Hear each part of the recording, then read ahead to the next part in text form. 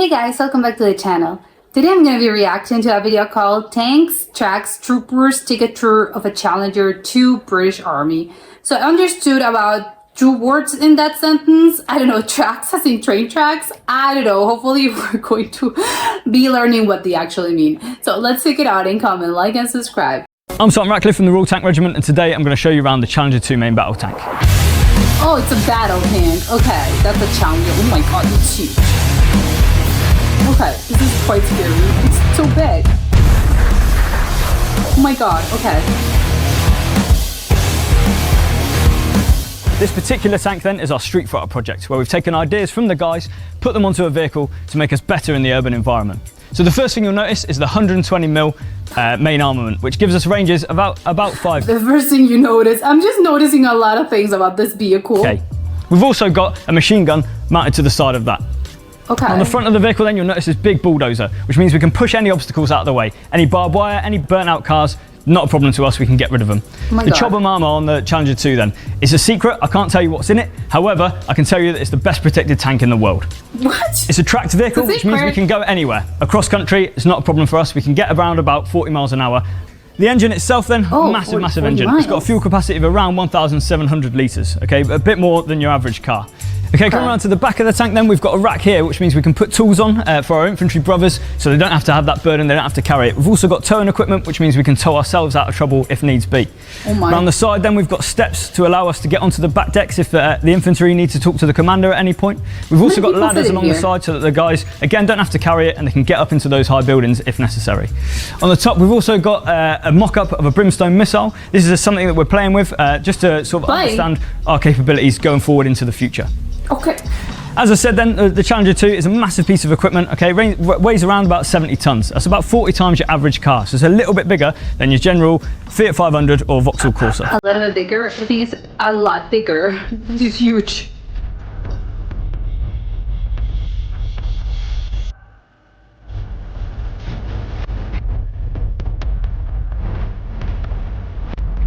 And is the grid sign permanently here? Oh my god, how do we drive this? The Royal Tank Regiment, and this is my vehicle. Challenger 2, Street Fighter 2. Best seat in the house for me is the driver's side. It's cramped. Once you get in, you've got more space than anyone in the cab. On a normal exercise, you're going full pelt wherever you want to go. But how do you drive it? You've got 70 odd tons at the back of you. Nothing's stopping you, even when you go downhill. Brilliant. So from that, when you are stopped off, you're looking after the maintenance. So you're going from tracks, wheels, the 2 engines in the back, making sure everything's all right in the back there. Your cools. Once all that's done, you know one of the boys already made you a brew. It's the only vehicle I know that you can lie down and drive as well. So what makes it better than that? Nothing for me. Okay. Parking's not an issue. You've got the big blade in the front, knock everything out the way, and away you go. Sure. Being a driver, not only just the best seat, but it's also the best job in my opinion. Then you parallel parking this. It doesn't matter. I'll just pull those to the other car. Hi everyone, I'm Trooper Treacy and I am the gunner of the Challenger 2 main battle tank. So my job is to find and kill the enemy. Oh my god. So me and the commander have a hunter-killer mode, so pretty much while I'm engaging one enemy, the commander is capable of searching for other enemies. So the first time I fired the main armament on Castle Martin Ranges, it was Jesus. phenomenal. It was the blast from it pretty much just almost took me off my feet, despite the fact I was still in the chair. It was nothing I've ever done before, and I'm only 23 years old. Oh my god, this is insane. And I've talked to my other friends who've around the same age as me, and they've all got kind of cool jobs themselves. But then when I tell them about my job, they're just all absolutely starstruck. I'm sorry, you win. Yeah, sure, you have the coolest job. Like, they always ask me about my job. They're always asking like, how is it? What have I done recently? On top of that, on top of other stuff. But then obviously you go to other countries, you have tons of other experiences. So when we went to Canada, that was a phenomenal experience. Oman, another phenomenal experience. So in my opinion, I think the gunner of the Challenger 2 is probably one of the best roles, because I'm the one who's protecting the tank. I'm the one who's protecting basically my family, my crew in this situation, and I love it. That's so stressful. There's a lot of, I have to protect these people. Oh my god. Everyone thinks they Hi, have I'm the Lance coolest McNutt from job. Royal Tank Regiment, and I'm an operator on the Challenger 2 tank. Okay. My main job is the loader, so I'll be loading up rounds into the main gun. Oh my god! So this round here is for defeating tanks. This round here is a high explosive round, so that's for defeating soft skin vehicles, and then this round here is for smoke. The smoke we would use for, we'd fire that to give the infantry cover or ourselves a bit of cover. How So heavy are within these Tank things? Regiment, known as the mother of the tank, it's just an ongoing joke between the crews, mainly because we keep the crew happy, hydrated and fed. We keep the brews rolling. If haven't got a happy crew, then you're in a world of pain. Yeah, happy crew, happy life. I've been in Tank Regiment now for about 7 years, done various exercises, various ranges, and the operator's seat is definitely the best seat in the tank. Doesn't matter what anyone tells you. Everyone feels they have the best seat, which obviously that's how it should be. But again, we have to So do you've met this the very rest of the quickly. crew, and I'm the vehicle commander. So it's my responsibility to bring all those functions together. So I ensure that the driver is going in the right direction, the gunner is picking out the targets correctly, and the loader's loading the correct ammunition. Oh, okay. I became a commander when I was 26 years old as a corporal, and that's quite a lot of Isn't that young? responsibility on your shoulders at quite a young age. Yeah. One of the biggest things that I do is on ranges, or if we were to go warfighting, is to pick out targets on the battlefield for the You're gunner the to manager. engage.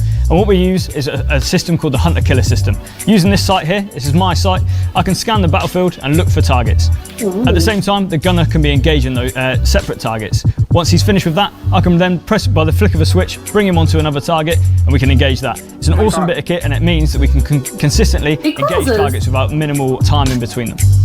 So I've commanded tanks across the world. I've gone to Canada and commanded on a massive prairie there. It's a lot of responsibility, and that was my first job as a commander after passing the course. Oh my So I've god. also commanded at Castle Martin, which is in Wales.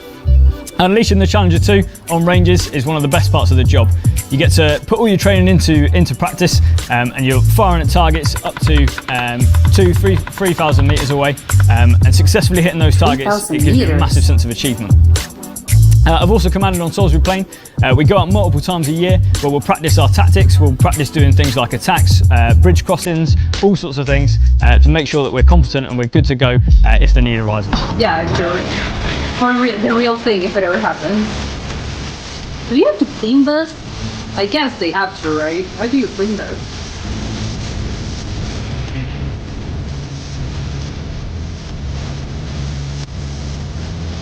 I wonder if you can put stickers on those. Not right. That would be dumb, probably.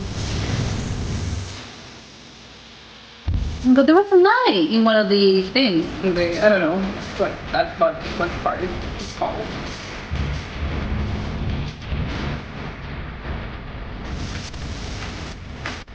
How did you drive this? It's kind of. Does it have a wheel? I don't know. It's just weird to me. Just moves very smoothly, but strangely at the same time.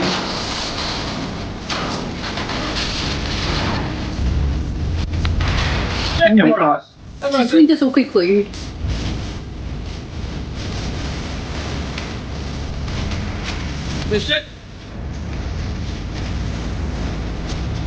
APC.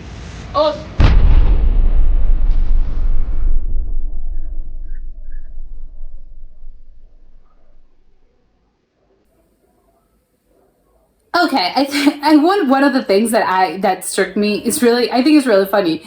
Obviously, you know, they're in the military, they're the British Army, they're you know, and the thing looks very powerful. Obviously, this Challenger.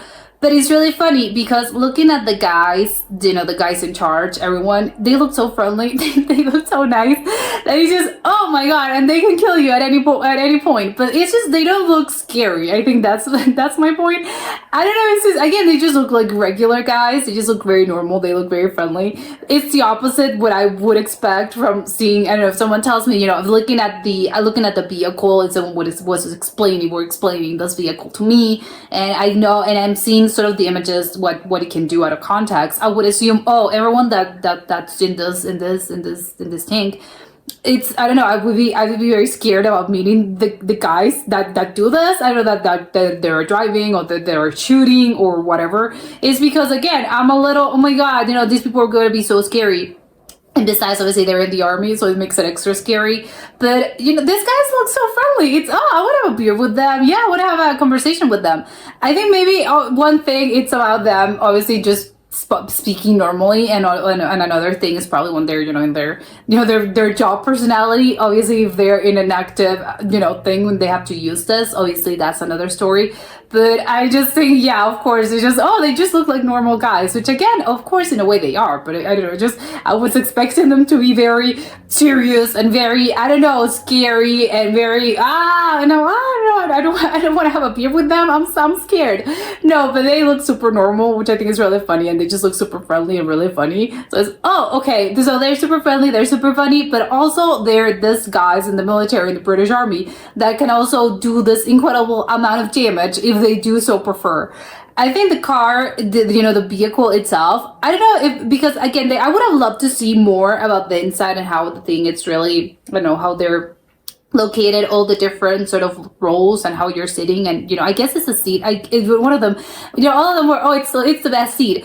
Is it a seat really? I mean, literally, is it a seat? I think obviously the driver, is he sitting down? Actually, I do not know. And that's what I want to see the whole, because I saw glimpses of how the inside looks like, but I would love to see, the whole thing. I don't know. I want to see the layout, because I don't really understand how the thing works. As then again, it's gotta have an engine, right? Where's the engine? Where it's, the other parts of a vehicle, does it work the same way? Do you have an engine? Do you have a radiator? Do you have what other thing? A gear? Did you have a gear change? I don't know. It's just probably not. Where's the pedal? Do they have pedals? Is it just buttons? I don't know. I'm so curious to see how it works, and if it has a malfunction, if it breaks down, I don't know, can it overheat? I don't know.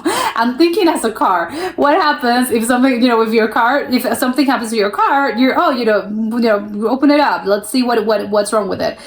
How do you do this in this? I don't know. It's just, I don't know where do you open it, or do you need, is it from behind maybe? I don't know, that's gonna be, that doesn't look that comfortable, and obviously the whole thing looks so impenetrable that it's sort of, how am I supposed to open this? I don't know. Give me a crowbar and I'll just punch it. I don't know. It's just I'm very interested in how the mechanics of this work, because it's crazy. And also, obviously, it looks huge. It's a huge vehicle. Although they mentioned it's a little bit heavier than your average car, but I think it's just a little. It just looks a lot heavier, a lot bigger than your average. I don't know. Would it compare to? No, it's obviously bigger than an SUV, than a giant SUV or a giant pickup truck. This is bigger. But still, I want to see how, if people are standing, if they're actually sitting. I think they have to be standing, right? Because, for instance, the guy that has to load everything, you can't do this sitting down. You have to be standing up, right? But I guess you also have a seat just in case, because when it's moving, that's dangerous, right? Because if you're standing up, and I don't know, it has to go through, I don't know, marshes and stuff, or maybe a hill. How do you're going to fall down? So you actually, do they have seat belts? I think, again, I'm wondering the logistics, and maybe I'm asking stupid questions, but it's just that I'm comparing this to a car, so maybe that's wrong on me, but that's the only point of comparison that I have. And the only tanks that I think I've seen sort of in the inside, or what I believe there must be the same, are the ones that are really old, I think, from movies in World War II and stuff. So obviously everything's more modern. I think technically they look similar, as in the whole thing hasn't really changed. Obviously everything's more modern. They probably have more amenities. I would assume everything's more comfortable. But I think, the general idea of the tank hasn't changed, I think, that much since World War II. But I'm looking at that when the glimpses from the inside, I think it's just bigger, because I think that the other ones that I've seen, if I remember seeing, I think, in films and stuff, I think they were just sort of a little bit cramper. I don't know, is that a word? It's cramped. It's just a little bit more, I know they have more space to roam, which I think that what makes it a little bit more comfortable. But even then, do they have air conditioning? I think because it's gonna get stuffy there. It's, oh my god, there's just a lot of people here. There's just a lot of people, and obviously you're sort of inside the thing, and you're just, I don't know, you're inside or below. I can't explain it, but it's gonna feel, I don't know, because I guess when you're getting into this, you have to climb, and you have to get on top, and then you have to climb down. As in when you're in a well, I don't know. It's not, I think for someone that's a little bit claustrophobic, I don't think this would be, and do not drive a tank. Do not get into this line of work if you're in the British sort of military or something, or just any type of military. and you're claustrophobic, I do not think this probably would be the right call. Do something else, because I think it wouldn't be, because I think it's the windows situation. It doesn't have windows either, so it's just sort of I feel a little I don't know, it's just a little scary situation. And even then, and this is obviously just me, you know, again, thinking about the normal sort of it all of, oh, you know, you're sort of driving, they're doing the exercises and they're preparing themselves. But I'm wondering if in an active conflict, when they actually have to use these things for, you know, to defend or whatever, in an actual armed conflict, it's, oh my god, I can't even imagine. It's gonna be awful, because you feel the extra. Obviously, these guys are trained for this, but obviously that's why they train, and that's why I think they're sort of superior to your average person.